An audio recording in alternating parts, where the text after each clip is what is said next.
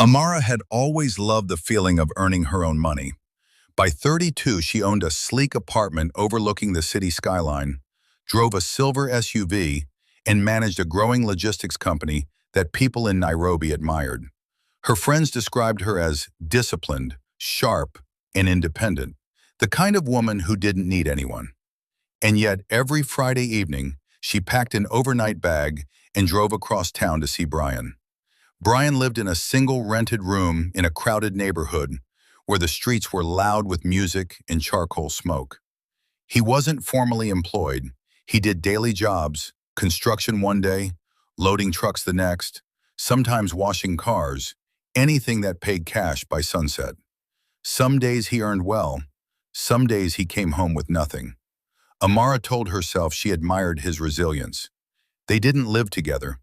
She had suggested it once, gently, but Brian laughed it off. "When I can stand like a man," he had said. She didn't push.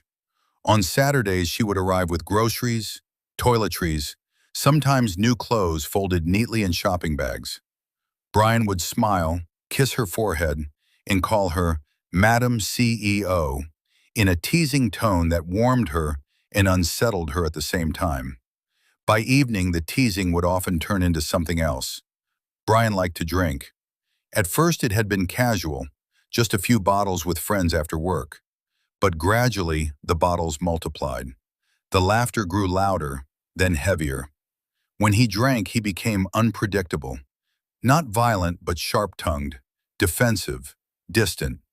"You think you're better than me because you have money?" he once slurred. She had frozen. "I never said that." "You don't have to." That night she drove back to her apartment earlier than usual, gripping the steering wheel until her knuckles turned pale. Amara didn't understand how a woman who negotiated contracts worth millions could feel so small in one cramped room with peeling paint. During the week, she was powerful. On weekends, she was anxious. She began noticing changes in herself. Sleepless nights, sudden tears in the shower, irritability at work. She would sit in board meetings, nodding at projections and graphs, while her mind replayed Brian's drunken words. "Why do I stay?" she asked herself often. The answer was never simple. She remembered the sober Brian, the one who woke up early, who could fix a broken tap in minutes, who held her hand gently while walking to the market. The Brian who said, "You deserve softness," and meant it. But she also carried the weight of disappointment, the exhaustion of being the stronger one, the quiet fear that she was trying to save someone